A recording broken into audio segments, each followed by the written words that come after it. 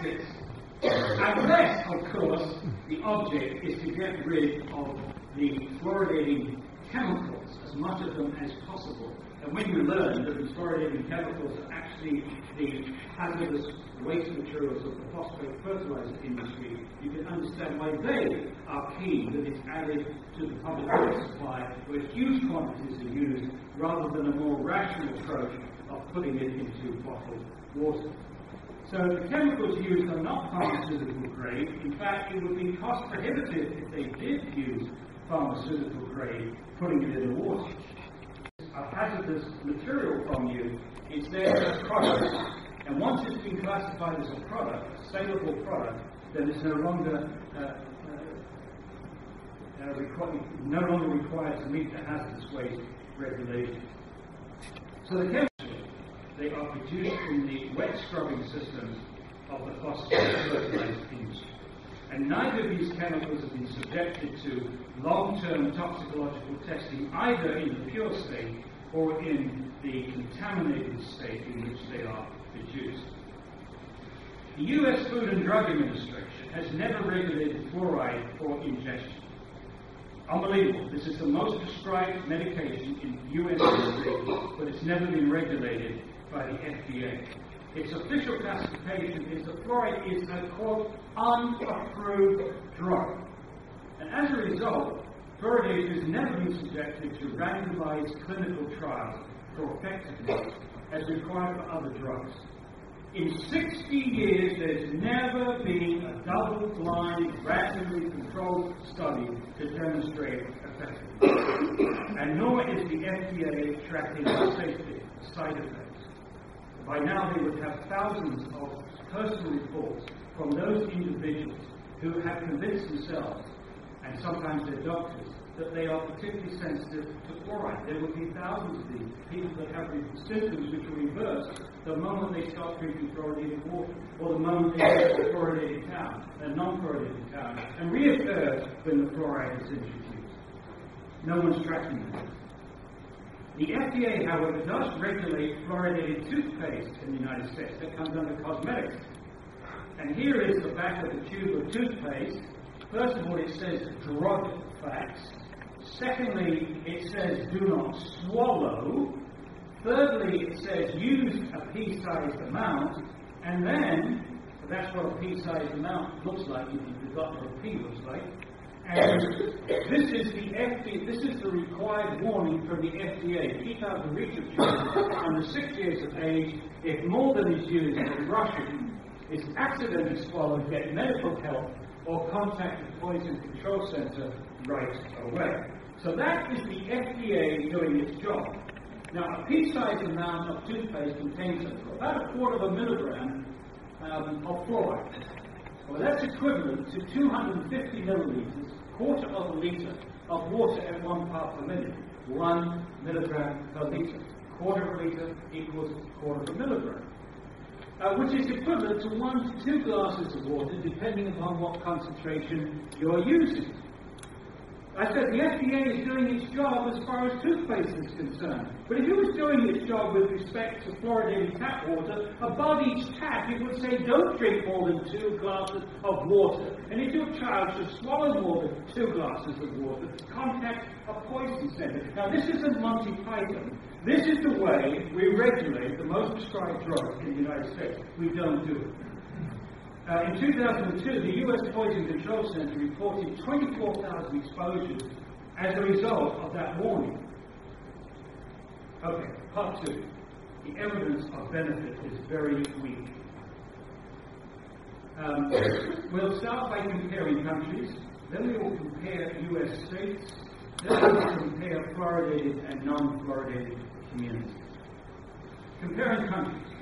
Most countries don't fluoridate their water, but their kids' teeth are as good as those that do. Only 8 countries have more than 50% of their population treated with fluoridated water. Australia, Columbia, Ireland, Israel, Malaysia, New Zealand, Singapore, and the United States. Notice it doesn't include Canada. You're down to just less than 40% of the population drinking it, and most of them live in Ontario. 98% of Western Europe is now drinking non-fluoridated water. Some countries started, stopped. some fluoridate their soap, Austria, France, Germany, and Switzerland. But if you look at the way that tooth decay is coming down from the 60s, 70s, right the way through to the present, you cannot tell the difference. Looking at these decrease in tooth decay in 12-year-olds, whether we're looking at a fluoridated country, which is 4 of those lines, or whether we're looking at a non-fluoridated country, which is 12 of those lines. You can't tell the difference. So there was an article in the British Medical Journal which said essentially the same thing. If you compare the US states, this is the US states in order of the percentage of the population drinking fluoridated water. So down here we have states with very little population, and over here we have a state, or actually District of Columbia, DC, Washington, DC, with 100%. And in between we range from 0 to 100% in order. Okay. Now, the Department of Health and Human Services gave a questionnaire to people in 50 different states. Okay, so there's 50 different questionnaires. And this mode line here is the answer to the question, does your child have good or very good or excellent teeth? And these are for low-income families. So you see it's hovering at a little bit less than 60%. It's fairly flat. It's noisy. But there is no relationship between that curve and the percentage of the population drinking fluoridated water in those states. Otherwise, we would expect to see a curve like this. That the ones who say, there'll be very few people saying my children's teeth were very good or excellent if they had no fluoridation, and they'd be very high over here, if there was a relationship. Then they asked the same question to families of high income. Notice there's much less noise here, and the line hovers at around 80%, just a little bit 80%. Notice there is complete separation of these two curves. There is a relationship on that graph, and that's the relationship between income levels and tooth decay. That's the relationship. So any relationship between fluoridation and tooth decay is absolutely dwarfed by the relationship with income levels. And if you're doing a study comparing two towns, and you don't carefully control for at least income levels, and there are other things that you need to control for, number of dental interventions, how much sunshine you get each year, and so on. If you don't control these other things, you get any result that you want. But the most important thing to control for is income levels.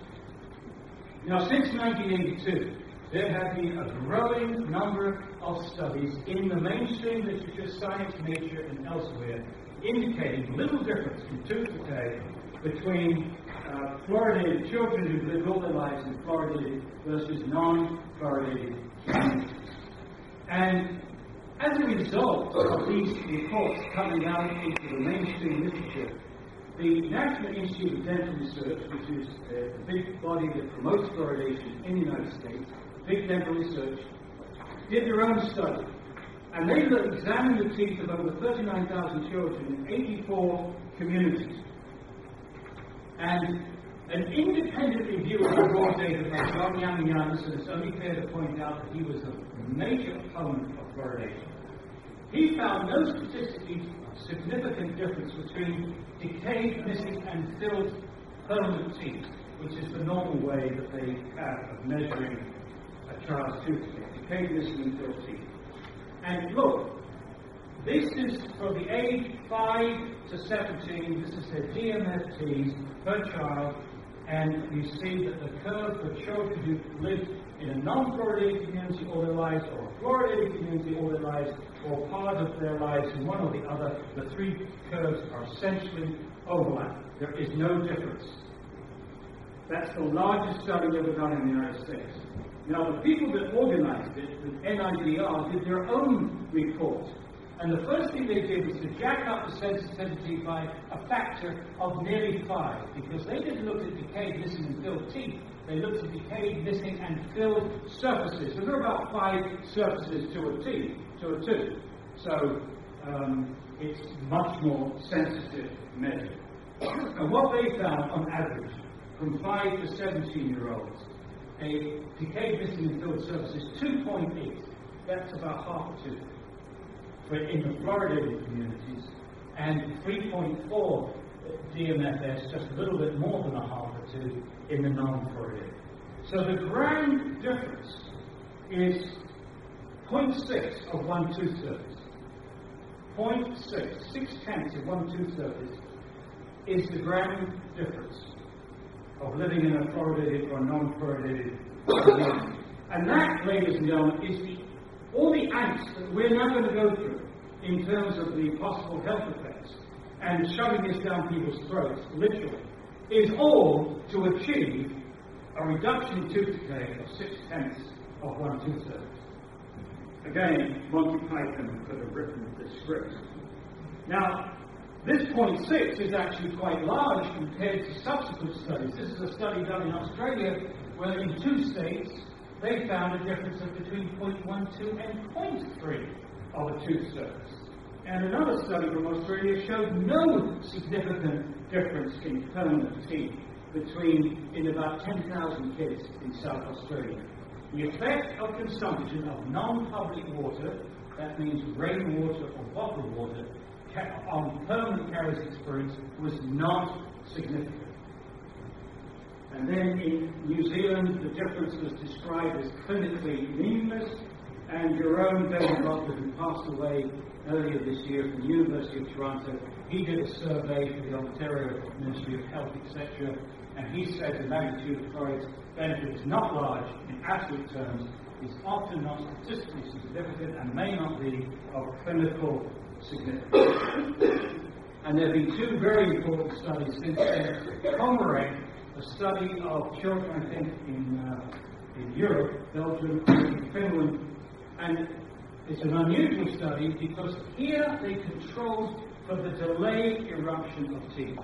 And some people have argued that fluoride delays the eruption of the teeth, and therefore the difference in tooth decay reported in the early studies is actually an artifact. Anyway, they controlled for that delayed eruption of teeth and found no difference in the tooth decay. And Warren, this is a part of the famous Iowa study, which gets funding from the U.S. government. They found when they looked at tooth decay as a function of individual consumption of fluoride, not whether they lived in a fluoridated or non-fluoridated community, but how much fluoride the kids got, there was no relationship. There was no relationship between the amount of fluoride ingested and tooth decay. Very important study. So in addition to that, modern studies show that tooth decay does not go up when fluoridation is stopped. There was a survey of the literature done for the Toronto Department of Health here by a graduate student at, I think, the University of Toronto. And that graduate student essentially confirmed this result in spades, gave a report to the health department here, and they have sat on it ever since. It's very difficult to get one's hands on that graduate's report, right? Okay. And then here are the 4 studies from former East Germany, Cuba, Canada, and Finland, where communities have stopped, the tooth decay hasn't gone up. And these people, by and large, like Connett, are pro-fluoridation, so they didn't want to find that result. But they had the honesty to publish it. And also, many press reports indicate a dental crisis in children from low-income families in cities that have been fluoridated for over 20 years. Again, why? Because tooth decay reflects income levels, poverty. And so when you get pockets of poverty, fluoridation doesn't do anything to combat that. And that's why you're now considering spending $45 million in Ontario to start screening children for tooth decay, and yet you've been fluoridated since the 60s.